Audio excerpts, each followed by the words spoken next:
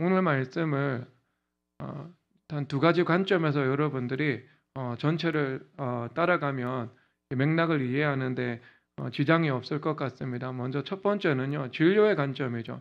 하나님께서 흙으로 사람을 만드시고 생기를 불어넣으셨습니다. 우리가 생명에 되어서 살아가죠. 생명이라는 것은 성령 하나님께서 거하기에 적합한 토양에 되어서 하나님과 동행하는 삶을 살아가는 것을 말하고 있습니다. 물론 선악과 범죄를 통해서 하나님의 영이 우리를 떠나 버렸습니다. 우리는 하나님께서 우리를 빚으시고 우리를 사용해 나가야 하는데 우리의 존재 자체가 하나님께서 쓰시기에 부적당한 진료, 재료가 되어버렸다는 것을 첫 번째로 기억을 하시기를 바랍니다. 그리고 하나님께서 이 세상을 만드실 때 하나님께서 율법과 은혜라는 속성, 이 속성을 가지고 모든 만물을 주님께서 만드셨죠.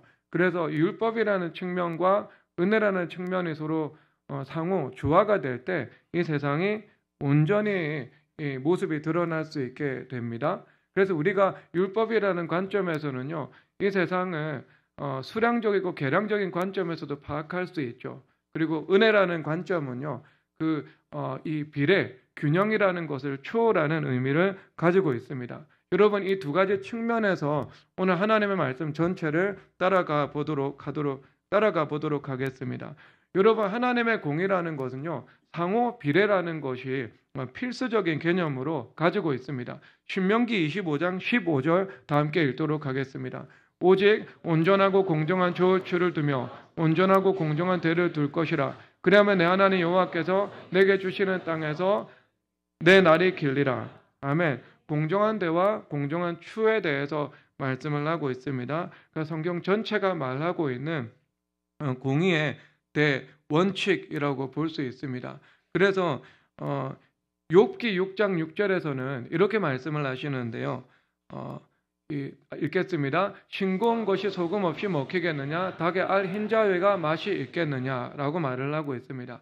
이 말씀은 맛있는 음식은 먹히지만 맛없는 음식, 간이 되지 않은 음식은 우리가 먹을 수 없다라는 것을 말하고 있습니다. 왜 사람들이 음식이라는 것을 먹을 때 음식이 단지 우리의 영양분만 공급하는 것이 아니라 우리의 미각을 만족시키는 그 효용의 가치도 생각을 하고 있는 거죠.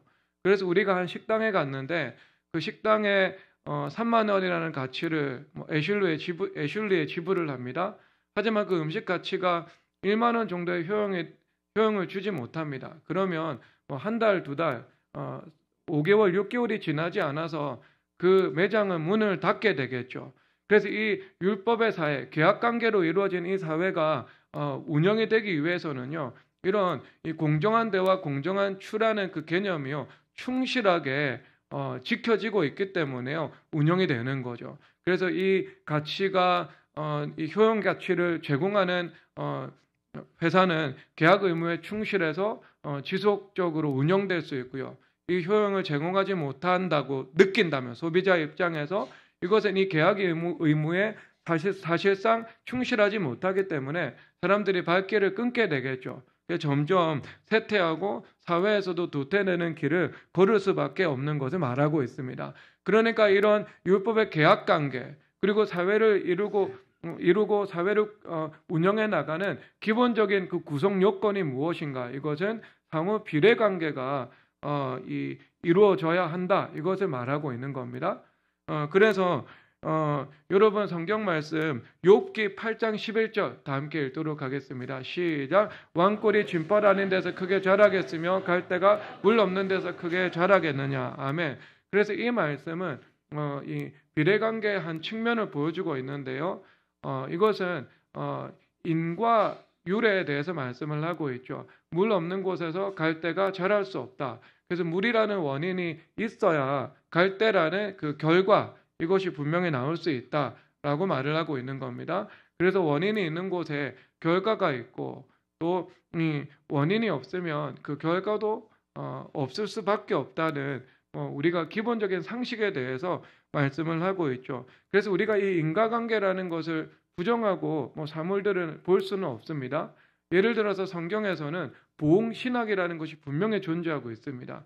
그래서 비느하스가 이 고스비하고 미디안의 족장이 간음을 했잖아요. 그래서 하나님께서 허락하신 전염병이 창궐하고 있었습니다. 그때 모세가요, 누가 하나님 편에 서서 저들을 죽이겠느냐라고 했을 때 비느하스가 나와서 창으로 고스비와 함께 간음하고 있는 미디안의 족장을 죽이게 되거든요. 그래서 전염병이 끊어지게 됩니다. 즉 이 말씀이 보여주고 있는 것은 무엇이죠? 이것은 우리 하나님의 형상대로 사람을 만드셨을 때 그 사람이 가지고 있는 그 공감의 원리를 보여주고 있는 거죠. 그래서 고린도전서 1장에서 말씀을 하시는데 우리가 고난 가운데 넘치는 위로를 받음으로 고난 가운데 있는 너희들을 위로할 수 있다라고 말씀을 하고 있습니다. 그러니까 우리가 위로받는 거죠.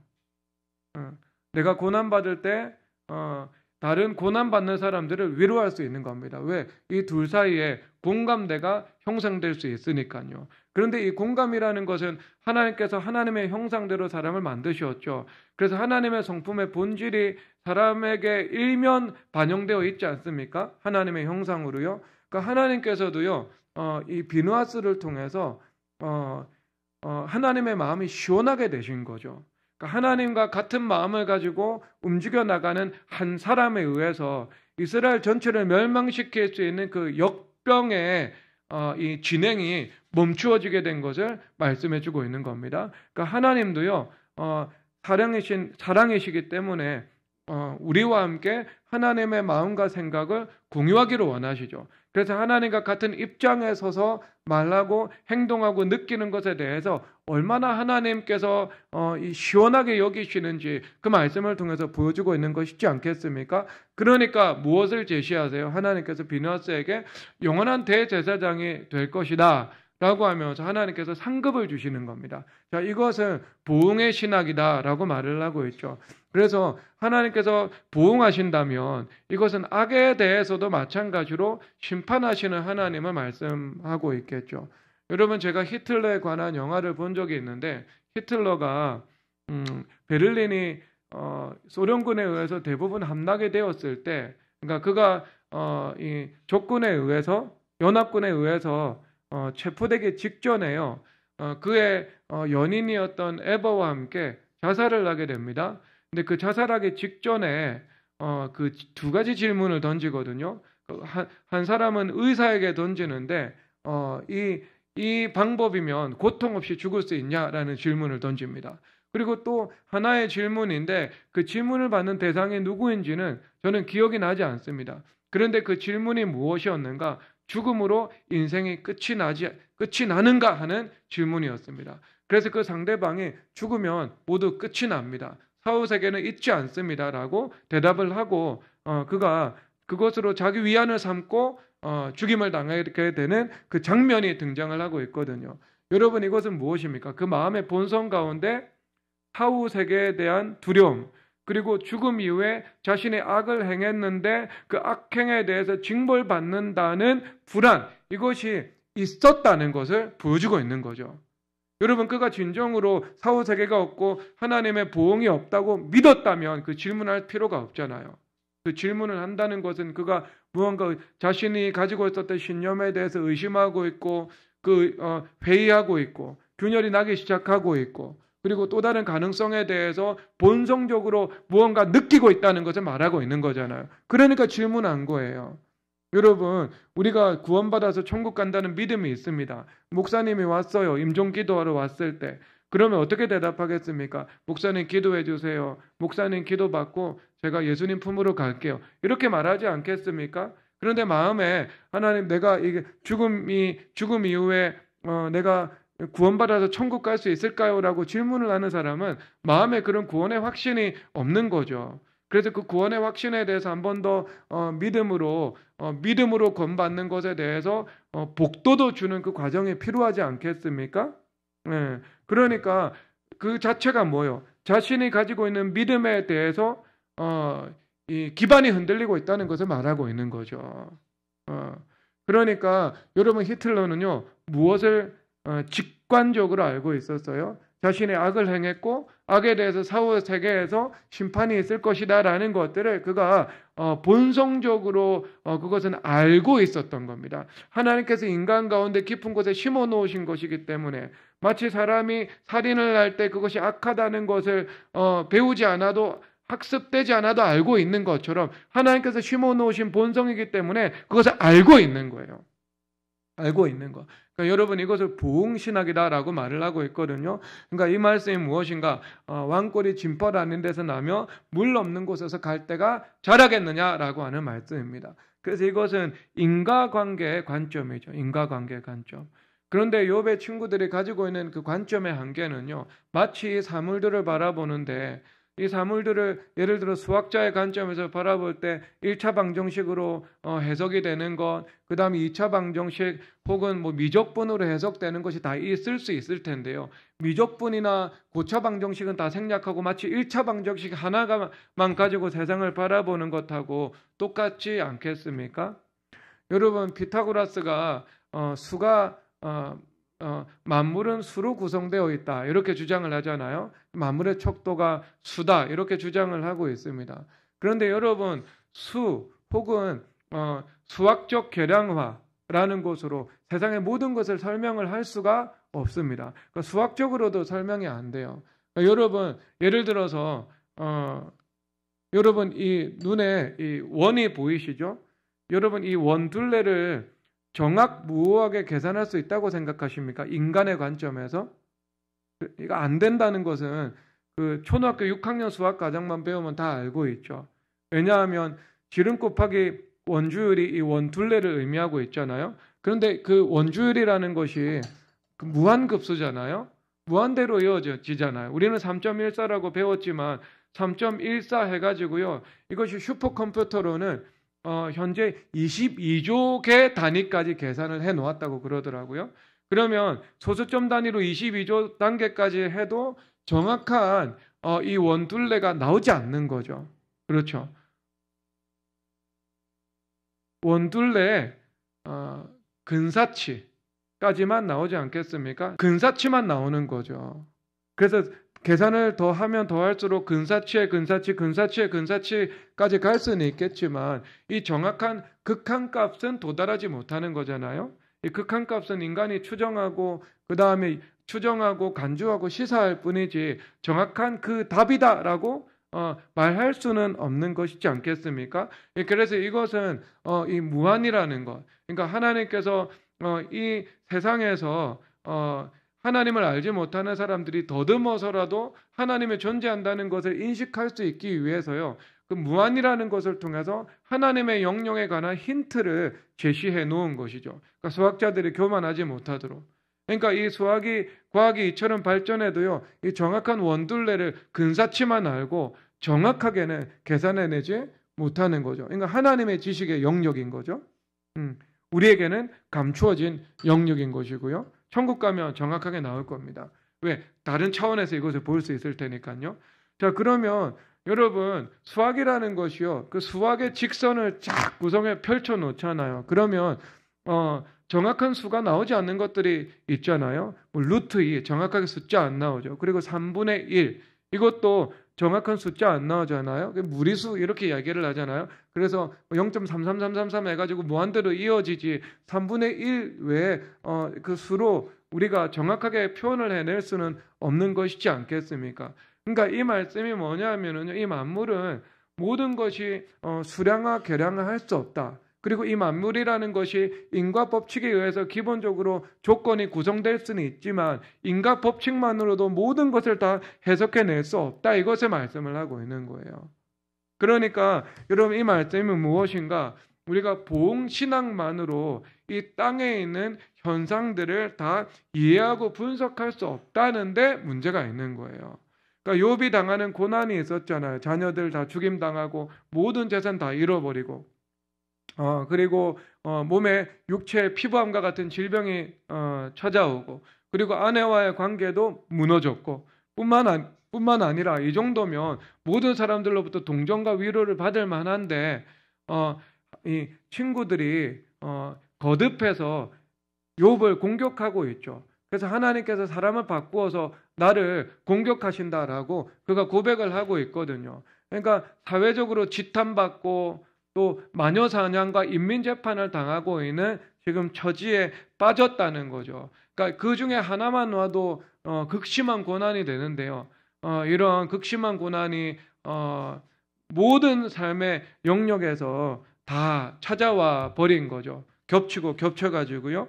그러니까 욥의 친구들이 와가지고요. 이것은 근거가 있다. 이것은 너의 죄 때문이고 네가 고아들의 팔을 꺾고 과부들의 밭을 강탈했기 때문에 너에게 이러한 고난이 찾아온다라고 말씀을 하고 있는 겁니다. 그러니까 단지 단순한 보응의 신학과 그리고 인과의 법리의 관점에서 그의 고난에 대해서 해석을 하려고 했던 그 실수, 그러니까 까닭없는 저주와 근거 없는 비방이 하나님 앞에 책망받는 그 욥의 세 친구의 실수가 되었던 것을 말씀을 하고 있는 겁니다. 여러분, 우리도 우리가 주님 앞에 선행할 때 선행에 대한 상급이 있고, 그리고 주님 앞에 죄를 범할 때 그 죄에 상응하는 형벌이 있다는 것은요, 우리도 역시 본성과 양심으로 다 알고 있는 겁니다. 성경을 통해서 알고 있는 거죠. 그런데 그것으로 세상을 다 설명할 수 있다는 거예요? 설명할 수 없다는 거예요. 그러니까 계량화되고 수량화된 수학을 가지고 세상 모두를 설명할 수 없는 것처럼 우리가 이 세상에서 경험하는 일들도 모든 것을 인과법리와 그리고 수학적인 사고의 관점에서 다 분석해낼 수 없다. 이것을 말씀해 주고 있는 겁니다. 그래서 쉽게 말해가지고 오늘 말씀의 관점에서는요, 그런 비례 관계가 성립되지 않는 일들이 있다. 이것을 말씀을 하고 있는 겁니다. 여러분, 욥이 하나님 앞에 책망받은 것은요, 단 하나밖에 없습니다. 여러분, 욥기 4장 6절, 욥기 40장 6절에서 8절 한번 보도록 하겠습니다. 읽겠습니다. 그때 여호와께서 폭풍우 가운데서 욥에게 일러 말씀하시되 너는 대장부처럼 허리를 묶고 내가 내게 묻겠으니 내게 대답할지니라. 내가 내 공의를 부인하려느냐? 내 일을 세우려고 나를 악하다 하겠느냐? 아멘. 욥에게 나타나셔서 하나님의 영광을 현시하시면서 말씀하시죠. 근데 욥에 대해서는요, 책망 한마디밖에 하지 않으셨습니다. 내 의를 세우려고 나의 공의를 부인하겠느냐라는 말이죠. 그렇다면 욥이 이런 모든 고난에 대해서 0.1% 정도 원인을 스스로 제공한 것이 있다면 그 안에 가지고 있었던 그 약간의 자기의라는 것이 있었던 거죠. 그러니까 자기의가 있으니까 나는 온전하다. 나는 이런 고통을 당할 만큼 하나님 앞에서나 사람 앞에서나 죄를 범한 것이 없다. 하나님께서 나에게 이유 없이 나를 학대하신다. 하나님께서 나를 부당하게 대우하시고 나는 지금 억울하다라는 말을 욥기 전체에서 말을 하고 있는 거죠. 그래서 욥의 세 친구들이 네가 악인이면서 정당한 보응을 받으면서 계속해서 하나님을 비방하려느냐라고 그를 부당하게 정죄하고 있는 모습입니다. 여러분 사람은요, 의미를 찾는 존재이지 않겠습니까? 의미를 찾는 존재예요. 우리가 고난이 있습니다. 그런데 그 고난이나 연단 앞에서 그 의미를 해석할 수 있다면 이해를 하는 겁니다. 그런데 여러분, 한번 지나온 시간들을 한번 생각해 보십시오. 의미를 아는 고난도 있을 거예요. 의미를 아는 고난. 그래서 여러분, 의미를 아는 고난이라고 말을 하면은 여러분, 우리 신명기 8장 16절에서 말씀하시는데 8장 16절 다 함께 읽도록 하겠습니다. 시작. 내 조상들도 알지 못하던 만나를 광야에서 내게 먹이셨나니 이는 다 너를 낮추시며 너를 시험하사 마침내 내게 복을 주려 하심이었느니라. 아멘. 그러니까 하나님께서 마침내 복을 주기 위한 고난이죠. 그러니까 이 말씀은요, 하나님께서 우리라는 진료를 원인을 삼으셔서 하나님 나라의 사명과 목적을 이루셔야 하시지 않겠습니까? 그런데 이미 흙으로 만들어지고 생기가 들어갔습니다. 그런데 그 흙은 범죄 없는 흙이었고요. 그리고 하나님의 생기가 거할 수 있는 그 적합한 흙이었습니다. 그런데 선악과 범죄를 통해서요, 그 흙이라는 인간의 존재가 타락을 하게 됐잖아요. 그래서 하나님께서 너희들은 육이 되었다라고 말을 하고 있는 거죠. 우리 존재 자체가 육이 된 거죠. 그래서 여러분 우리가 자유로운 이성으로 살아가는 것 같지만 우리가 존재 자체가 육이기 때문에 자유로운 이성이 아니고요. 우리는 근본적으로 묶인 사고방식으로 살아갑니다. 그래서 묶인 사고방식으로 살아가기 때문에 하나님의 말씀의 지도를 받고 기도를 통해서 성령 하나님의 통치를 구하지 않으면 우리는 저절로 자연적으로 하나님보다는 세상을 따라가기 마련입니다. 그래서 범사의 그를 인정하라. 여러분 천국은요 범사의 그를 인정하지 않아도 됩니다. 저절로 인정이 되어서 인정되는 말과 행동만 하기 마련입니다. 이것이 자연스러워요. 그런데 천국이 아니라 육의 존재성을 가지고 살아가는 사람은 저절로 육적인 판단을 내리면서 살아가는 거죠. 그래서 범사의 그를 인정하는 하나님과 우리 사이에 여백이라는 것이 존재하지 않으면 우리는 하나님을 따라갈 수가 없는 거죠. 그래서 여백을 두고 기도하고 말씀을 구하며 살아갈 때만 우리가 자기적으로 인위적으로 성령 하나님을 따라 살아갈 수 있게 된다. 이것을 말씀을 하고 있는 거예요. 그러니까 우리라는 존재는요. 하나님이 떠나셨고 그리고 하나님께서 거하시기에 부적합한 육이라는 토양을 가지고 있는 거죠. 그게 우리의 진료라는 겁니다. 그러면 하나님께서 우리 안에 거하시고 우리 안에 다시 거하시면서 우리를 쓰시기에 적합한 토양으로 만들기 위해서는요, 이 진료의 질적인 변화를 일으켜야 되지 않겠습니까? 우리의 땅을 바꿔 놓아야 하는 거죠. 그렇죠. 선악과를 통해서 변질되고 타락한 땅이 아니라 다시 하나님께서 에덴에서 만드셨던 것처럼 그 흙의 본질적인 상태로 하나님께서 바꿔 놓으셔야 하는 것에 말씀을 하고 있는 겁니다. 그러니까 이 말씀은 하나님께서 우리라는 진료를 바꾸시는 거죠. 나의 존재, 육이라는 존재를 영에 적합한 사람으로 영을 따라 살아가는 것에 고린도전서 3장에서 말씀하시는 것처럼 적합한 토양으로 바꾸어 놓으시는 것입니다. 그래서 이것을 바꾸어 놓으신 다음에 예수 그리스도와 동행하는 삶을 살아가는데 주님은 본질적으로 선하신 분이므로 주님과 동행하는 삶 가운데에는 선한 열매가 산출될 수밖에 없는 것을 말씀을 하고 있는 거죠. 그렇죠. 그래서 마침내 복을 주신다. 그러니까 우리를 낮추시고 우리를 시험하셔서 우리라는 진료를 육에서 영으로 바꾸시는 거예요. 그리고 난 다음에 주님께서 우리에게 사명을 감당하시고 사명을 감당하는 그 결과와 열매로서 하나님께서 우리의 인생 전체를 축복하신다. 이것을 말씀하고 있는 겁니다. 마침내 복을 주기 위해서 고난을 주셨다. 그러니까 여러분 하나님께서 그래서 우리 가운데 고난을 주시는 거잖아요. 이 의미 여러분 탑건 훈련소 들어갑니다. 그러면 강도 높은 훈련이 이어지겠죠. F-22 이 개당 조 단위까지 올라가는 그 전투기를 우리가 이 조종사로 주님 앞에 쓰임을 받기 위해서는요. 당연히 고강도의 훈련을 통과할 수밖에 없겠죠. 그래서 내가 왜 이런 고난을 당하는가? 하나님께서 나를 F-22 전투기 조종사로 주님께서 사용하시기 위한 것이다. 탑건 훈련소에 하나님께서 보내셨다라는 것들을 우리가 인식하고 있는 상태에서는요. 이 고난의 의미를 해석할 수 있기 때문에 견뎌내는 것이 더 쉬워지게 되겠죠. 여러분 하나님께서 핵가방을 미치광이에게 맡기겠습니까? 그런데 여러분 인간에게 주어지는 핵가방은요. 그래도 법치라는 것이 있고요. 제도라는 것이 있습니다.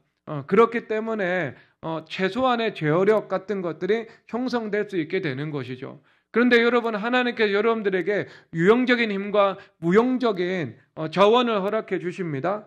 그러면 그 유무형의 자원을 가지고 있을 텐데 여러분 그것은요 사실상 법치의 지배를 받지 않는 거잖아요. 영적인 것이든 물리적인 것이든 여러분들에게 허락된 것이기 때문에요. 법치와 제도에 제한을 받지 않게 되는 거잖아요.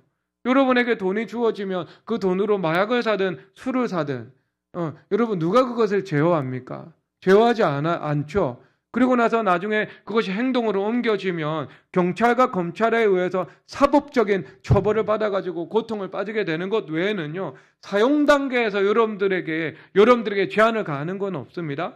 여러분들에게 영적인 은사가 주어진다고 생각하십시다. 그러면 그 하늘의 권세가요. 여러분들에게 주어지는데 여러분 그것은 여러분들이 스스로 사용할 수 있게 되는 것이지 않겠습니까? 여러분 그렇다면 그 유무용의 권위가 어떤 법치나 제도의 제한을 받지 않고 내가 그것을 스스로 결정하면서 자유의지로 활용하면서 살아가야 하는 것이 되는데 대부분은 여러분 얼마나 여러분 그것을 활용하려면 하나님께서 더 여러분들을 낮추시고 그 다음에 시험하시고 연단하시는 일이 일어나겠습니까? 그러니까 여러분 이 의미를 여러분들이 해석할 수 있다면 고난을 좀 더 잘 견뎌낼 수 있게 되는 겁니다. 그런데 여러분 욥의 관점에서 한번 생각해 보십시오. 욥의 고난이 욥이 이 고난을 다 지났습니다. 그리고 욥기서를 집필하고 있어요. 그리고 이 집필 과정 가운데 자신의 당했던 고난에 대해서 한번 이 검토를 쭉 한번 해봅니다. 그러면 여러분 그 시점이라 할지라도요, 욥이 그때 받았던 고난에 대해서 그 비례 관계가 혹은 인과관계가 다 이해가 되고 납득이 되고 설명이 됐을까요? 저는 그렇지 않다고 생각합니다. 저는 욥의 고난을 다시 한번 읽어봐도요, 욥이 가지고 있었던 죄하고 그리고 욥이 받았던 고난 사이에는요, 상호 수학적 비례관계가 형성되지 않습니다. 여러분 누가 죄를 통해서 징계를 받아요. 그러면 자기가 그 상응하는 합당한 형벌을 받는다고 인정을 하겠죠. 아, 내가 죄값 치르는 거야. 내가 죄 짓고 나서 벌 받는 거야. 내가 합당하게 주님 앞에 징계 받는 거야. 다 납득이 되지 않겠습니까? 그렇다면 좀 더 쉽다고요. 좀 더 이해된다고요. 그런데 욥이 당하는 시점이든 아니면 이 이후로 50년이 지난 다음에 인생을 한번 자기가 이 되새김질을 해 보면서 이 글을 남기는 과정 가운데 이 검토를 살펴보든 이해 안 되지 않겠어요, 여러분? 본인의 죄하고 그가 당했던 고난 사이에 어디에서 이 수량적으로 계량적으로 납득할 만한 인과관계나 상호 비례관계가 형성이 되겠어요. 이해 안 되는 거예요. 이해 안 되는 거. 그러면 여러분 성경에 욥이 당한 고난 볼 때 이해 안 되죠. 아브라함이 당한 고난 이해되잖아요. 왜? 아브라함은 연상녀하고 결혼한 것도 아닌데 누님이다 해가지고요. 고통당했잖아요. 그런데 누님이라고 분명히 거짓말했잖아요. 그렇죠. 저는 거짓말이 아니라니까요. 연상녀와 살고 있으니까. 저는 그런 말 해도 돼요. 누님입니다. 누님. 누님 맞다고요. 누님. 그런데 누님하고 산 거 아니거든요. 10살 연하하고 살았다고요. 우리 최준욱 간사님처럼 10살 연하하고 살았다고요. 어디에 빠져나갈 구석이 있습니까? 그러니까 아브라함은 고통당해도요, 주님 앞에 눈물 흘리는 거예요. 주님, 제가 잘못했습니다. 실수했습니다. 제가 죄인입니다. 그런데 욥의 관점에서는요, 자기의 일하는 것을 주님 앞에 회개할 수는 있겠지만, 그가 당한 고난이, 이런, 눈에는 눈, 이에는 이처럼, 이렇게 공정한 대 공정한 추에서 서로 계산이 안 된다고. 그리고 여러분 성경에서 이렇게 이 납득이 안 되는 애매하고 어쩌면 부당해 보이는 고난이 있다라고 나와 있죠. 나와 있죠. 기울어져 있잖아요. 그러면 우리 인생 가운데에도 이런 일들이 때로는 일어날 수 있습니다. 성경에 믿음의 선배들이 당했잖아요. 그러니까 우리가 믿음으로 아브라함과 함께 복을 받잖아요. 욥의 고난과 그리고 욥의 결말은 하나님께서 우리에게 주시는 말씀이잖아요. 우리에게 주시는 말씀이니까 우리 삶 속에서도 그 말씀은 그대로 적용될 수 있는 것이지 않겠습니까?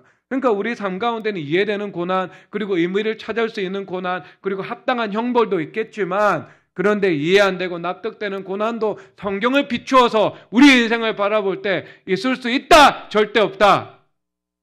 있을 수 있다. 이것을 말씀을 하고 있는 겁니다. 네, 기울어진 거예요. 기울어진 거. 그럼 그게 있다. 이것이 현실이다. 이 복잡한 하나님께서 만드신 이 세상. 하지만 본래는 단순하게 지어진 세상인데 인간의 타락으로 말미암아서 복잡해졌죠. 그리고 그것을 성경에서 입체적으로 이 세상에 대해서 이 세상에 대해서 정확하게 완전하게 묘사를 하고 있죠.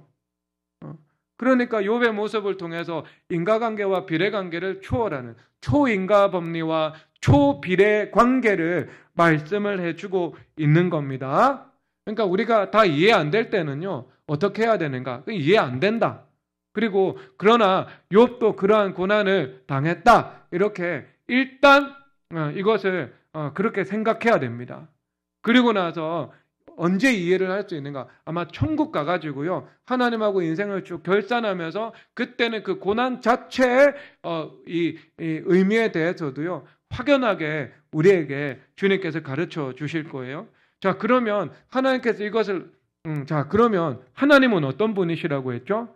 하나님은 공의의 하나님이시다라고 말씀을 하고 있습니다. 공의. 자, 여기서 이 문제를 풀어나가는 핵심 원리가 나와 있는데요. 자, 하나님은 공의의 하나님이십니다. 자, 공정한 추를 만드신 분이에요. 그러면 죄악과 고난의 비례관계가 성립이 되지 않고 현저하게 기울어져 있습니다. 그렇다면 이 기울어진 것을요, 주님은 공의의 하나님이시기 때문에 바로 잡으실까요? 바로 잡지 않으실까요? 바로 잡으시려고 하시겠죠. 왜? 하나님 속성이 공의의 하나님이시고 또한 사랑과 은혜의 하나님이시기 때문입니다. 그래서 여러분, 하나님께서 다른 측면에서 이 함수관계와 방정식을 가져가시는 거죠. 전혀 다른 측면에서요. 그래서 어떻게 하시는가? 여러분, 야고보서 5장 11절로 다 함께 읽도록 하겠습니다. 시작. 보라, 인내하는 자를 우리가 복되다 하나니 너희가 욥의 인내를 들었고 주께서 주신 결말을 보았거니와 주는 가장 자비하시고 긍휼히 여기시는 이시니라. 아멘. 자, 하나님은 공의의 하나님이시면서 오늘 이 말씀에서는 은혜의 하나님에 대해서 말씀을 하고 있죠. 그러니까 하나님의 공의가 적용되고 하나님의 은혜가 적용이 돼야 되는 거죠. 그러면 먼저 공의의 관점에서 볼 때는요, 하나님께서 욥을 어떤 방식으로 치유하셨는가? 하나님께서 세세한 말씀을 하지 않으셨습니다. 하나님께서 욥에 나타나셔서 자기 의인은 죽이세요. 박살을 내세요. 책망을 하세요. 그리고 그 다음에요, 하나님의 영광을 현시하십니다. 네가 하나님께서 행하신 일들을 다 알 수 있느냐? 네가 깊은 바닷물 속을 걸어다 보았느냐? 하나님께서 북두성과 삼성, 하나님께서 하늘의 별을 다실 때 너는 그 자리에 있어 보았느냐? 라고 말씀을 하고 있는 거죠. 그러니까 너희들이 다 이해할 수 없는 그런 광대하신 하나님, 그 뛰어나신 하나님, 신묘막측하신 하나님에 대해서 말씀을 하고 계신 거예요. 그리고 나서 욥의 질문에 대해서는요, 다 답변하지 않으세요. 그것은 간접적으로 말씀하시는데요. 욥의 세 친구들에게 욥에게 정당하지 못한 근거 없는 비방한 것에 대해서 지독하게 책망을 하고 난 다음에 내 종 욥의 말과 같지 않다. 자, 그렇다면 욥이 하나님 앞에 말씀드린 거, 주님 이거 억울합니다. 주님 이거 부당해 보입니다. 주님 이거는 너무하고 너무 과하신 것 같습니다. 라는 것에 대해서 욥의 말에 대해서 기각하셨다는 거예요? 아니면 그래, 네 말도 일리가 있다 하신 거예요? 성경대로 하면 기각하시지 않으셨어요. 욥이 지금 내가 이런 악을 범하지 않았습니다. 주님 이것은 너무 내가 억울합니다. 주님 어디 계십니까? 제가 이 정도로 죄를 범하지 않았잖아요. 제가 주님 앞에 온전하게 살았잖아요. 이건 너무 과하지 않아요, 주님? 라고 한 것을 하나님께서 기각하지 않으시고요, 주님께서 받으신 거예요. 그런데 받으시고 나서 주님께서 따로 그 사항에 대해서 말씀을 하지 않으시고 천국 가셔서 욥에게 설명하셨는지는 모르겠지만 말씀하지 않으시고 하나님께서 어떻게 치유하셨는가? 하나님께서 그 인생의 결말로 치유하신 거예요. 하나님께서 소유물을 2배로 주시고 그 다음에 자손 4대를 보면서 평안하고 형통한 삶을 일평생에 누리게 하시고 그 다음에 자녀들도 하나님께서 돌려주시고 그리고 부부관계도 주님께서 회복하게 해주시고 이 모든 그 이후에 상급과 축복을 통해서 하나님께서 말씀하시고 그를 치유하신 것입니다. 그래서 이것을 성경에서 말씀하시는데 요셉이 고난당한 다음에요, 므낫세 에브라임이라는 자녀 이름 짓잖아요. 므낫세는 하나님께서 내 아버지의 집의 일을 잊어버리게 하셨다. 에브라임은 창대하게 하셨다. 그러니까 하나님께서 욥에게 주신 인생 이막의 축복을 통해 가지고요, 하나님께서 그의 고난 자체를 잊어버리게 만드셨고 치유하셨고, 이것은 치유하셨고 깨끗하게, 그리고 하나님께서 창대하게 만들어 주셨다. 상급과 축복으로 하나님께서 열매로 말씀하셨다. 이것을 주님께서 말씀하고 있는 겁니다. 그러니까 여러분, 공의의 하나님이 어떤 건가? 기울어졌어요. 고난이 기울어진 고난이에요. 그런데 공의의 하나님, 공정한 대 공정한 추니까요, 다시 밸런스를 맞춰야 되잖아요. 그래서 기울어진 축복과 상급으로 하나님께서 맞춰 버린 겁니다. 그러니까 욥이 겪은 죄에 비해서 설명할 수 없는 고난을 겪은 것처럼 욥이 하나님 앞에서 기도하고 욥이 선을 행하면서 순종하면서 살아갔는데, 그것으로도 설명할 수 없는 어마어마한, 이것도 비례관계를 한참이나 뛰어넘어 버린 상급과 축복으로 하나님께서 갚아버리신 거예요. 그러니까 상급도 수학적인 상급, 정당한 상급, 비례관계가 인정되는 상급이 있을 텐데, 이런 비례관계나 인과관계를 훨씬 더 초월해가지고요, 그것을 훨씬 상회하는, 넘어서는 이 하나님의 복을 통해 가지고요, 주님께서 다시 이 기울기를 맞춰버리신 거예요. 맞춰버리신 거. 그러니까 여러분, 여기서 공의의 하나님이라는 것이, 그러니까 다시 여기서 복원이 됩니까? 복원이 되지 않습니까? 복원이라는 단어를 쓰면 안 되겠네요. 그렇죠? 복원이라는 것은 하나님은 언제나 한결같이 공의로우신 분이시니까요. 그러니까 우리의 인생이요, 복원이 된 거죠. 복원이 된 거죠. 기울어진 고난, 기울어진 축복. 납득하지 못하는 고난, 하지만 그것보다 더 납득이 안 되는 하나님께서 주시는 축복과 상급. 이것으로 주님께서 가름하신 겁니다. 하나님의 대답을요, 하나님께서 주시는 상급과 축복으로 대신하셨다고요. 대신하셨다는 거. 그러니까 여기서 우리가 이해할 수 있는 거죠. 그러니까 감당하지 못하는 상급과 축복을 주님께서 허락해 버리신 거예요. 여러분, 그것을 통해서 말씀하시는 은혜의 하나님을 여러분 경험하시기를 바랍니다. 그래서 여러분, 비례관계를 넘어서는 은혜가 참 많습니다. 비례관계를 넘어서는 하나님의 은혜 첫 번째는 무엇인가? 먼저 그것은요, 십자가예요. 로마서 6장 23절 다 함께 읽겠습니다. 시작. 죄의 삭선 사망이요 하나님의 은사는 그리스도에서 우리 주 안에 있는 영생이니라. 아멘. 여러분, 죄의 삭선 사망이거든요. 우리 모든 사람은 지옥에 가야 마땅합니다. 그런데 하나님께서 십자가로 우리의 죄의 문제를 해결해 주셨죠. 죄를 관가해 주시고 용서해 주셨죠. 그리고 하나님께서 우리 가운데 단지 죄만 용서할 뿐만 아니라 하나님께서 영생의 상급을 허락해 주셨죠. 그래서 모세는 애굽에서 받는 모든 영화와 부활을 그리스도를 위해서 받는 그 수모, 그리스도를 위해서 받는 수모를 위해서 버려버렸다, 이렇게 말씀을 하고 있거든요. 그러니까 하나님께서 애굽의 영광을 모세가 귀히 여기지 않았다, 이렇게 표현을 하고 있잖아요. 그리스도를 위해서 수모받는 것을 그가 기꺼이 감당했다. 왜 그런가? 그것은 하늘에서 상 주심을 바라봅니다 라고 말씀을 하고 있습니다. 그래서 하나님께서 십자가를 통해서 속죄하시고 뿐만 아니라 영생의 상급을 주시죠. 그렇다면 이 영생의 상급이라는 것은요, 이 비례관계를 초월하는 것이지 않겠습니까? 우리가 땅에서 주님 앞에 선을 해봐야 얼마나 행합니까? 살아가면서, 여러분, 우리가 100년 정도 살아가면서 주님 앞에서 상급받을 일을 하지 않겠습니까?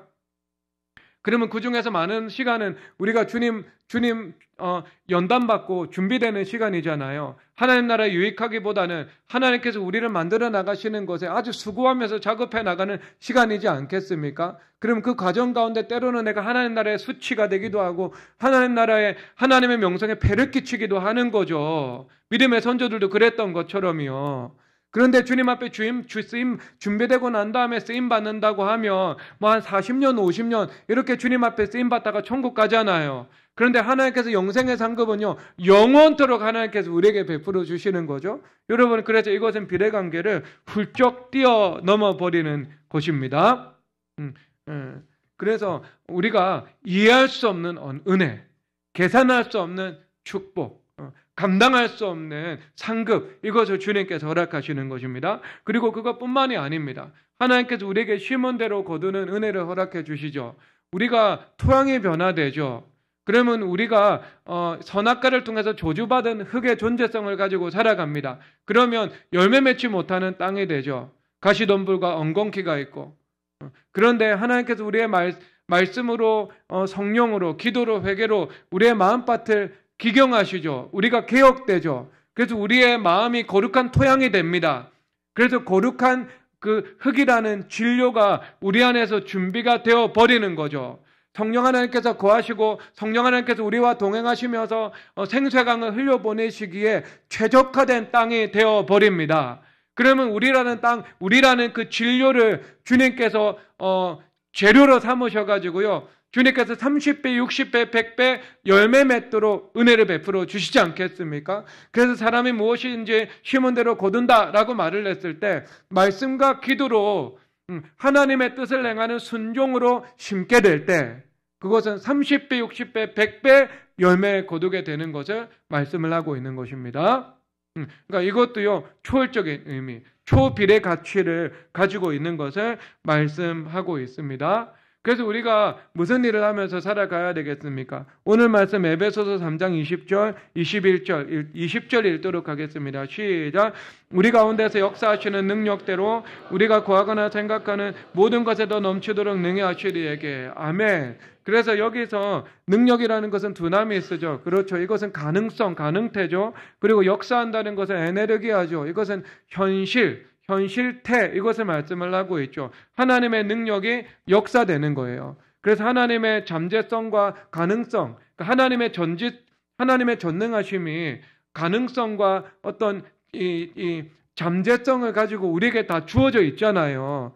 너희가 성령으로 성령 하나님이 너에게 임하시면 너희가 능력을 받고 이렇게 말씀을 하고 있거든요. 그런데 이것이 액티베이션 되는 거죠. 액티베이션 될 때 하나님께서 실질적으로 그 권능을 이 땅 가운데 역사하시는 것을 말씀을 하고 있습니다. 그런데 그 역사하시는 방법이 무엇인가? 오늘 말씀하시는데 구하거나 라고 말씀을 하고 있는 거예요. 구하거나, 생각하는 거, 구하거나. 하나님 앞에 기도해야 되겠죠. 여러분, 기도라는 것은 거짓말을 하지 않습니다. 기도는 매우 정직합니다. 기도하지 않습니다. 기도하지 않으면은요, 여러분 30배, 60배, 100배라는 것은 존재하지 않습니다.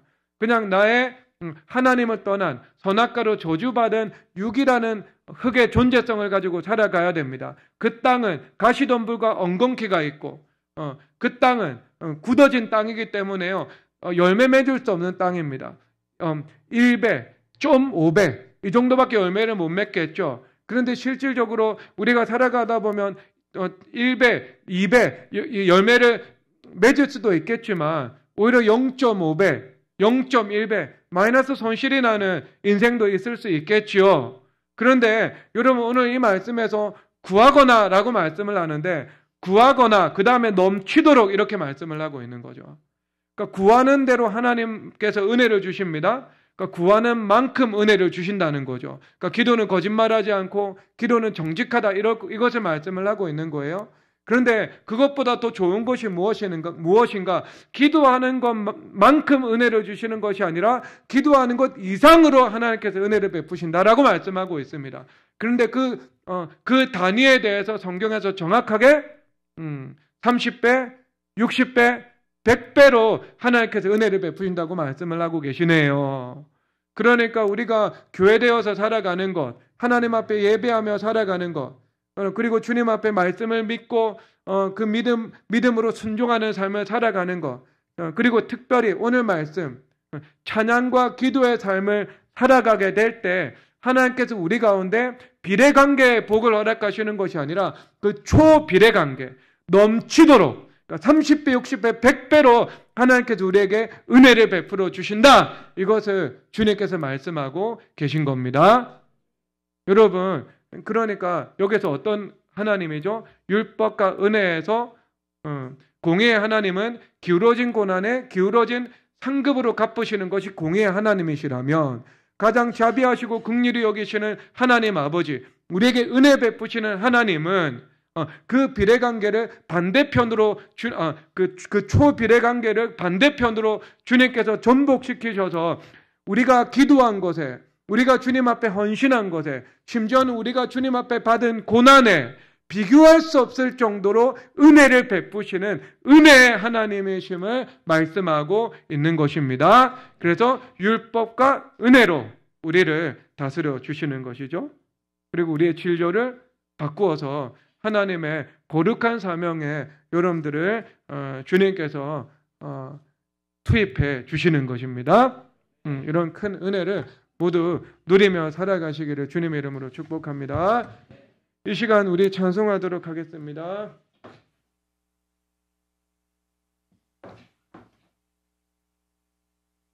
예수 우리들의 밝은 빛 찬송하도록 함께 일어나서 찬양하겠습니다.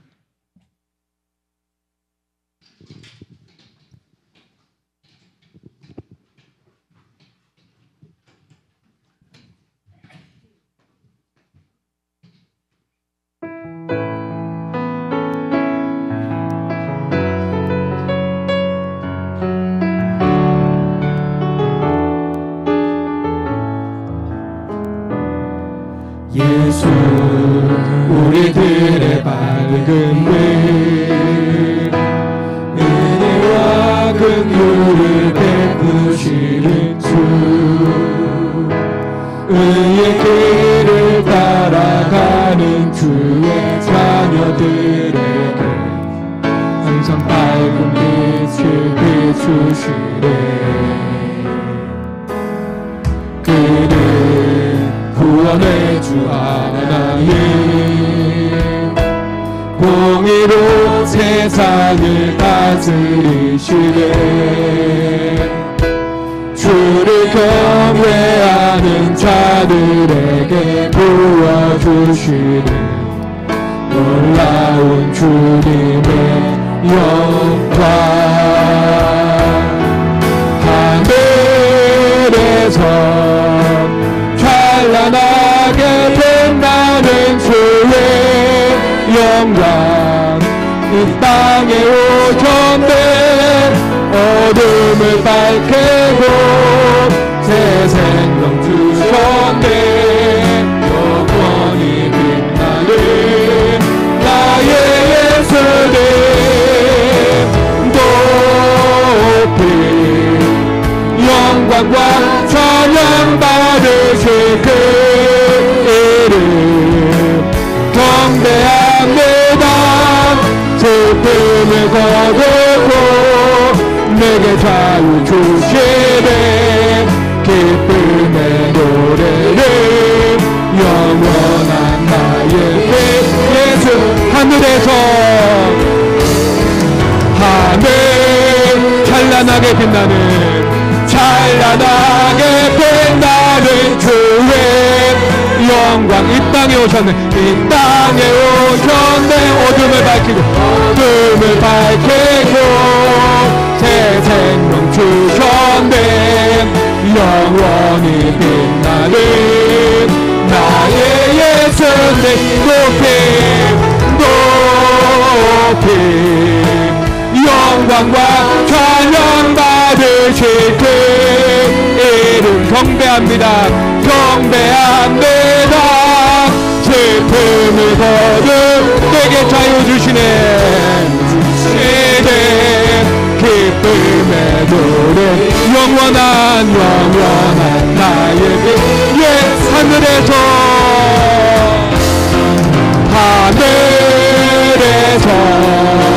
찬란하게 빛나는 주의 영광 이 땅에 오셨네.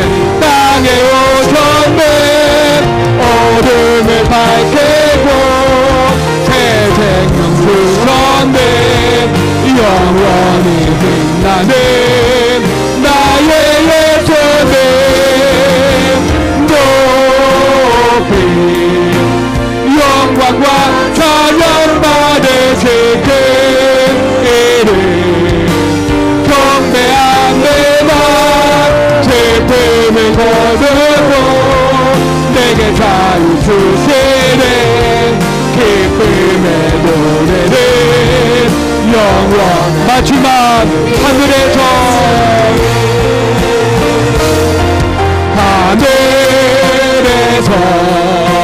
찬란하게 빛나는 주의 영광 이 땅에 오셨네. 오셨네. 어둠을 밝히고 새 생명 주셔 영원히 빛나는 나의 동생 높이 영광과 찬양 받으신 그 이름 경배합니다.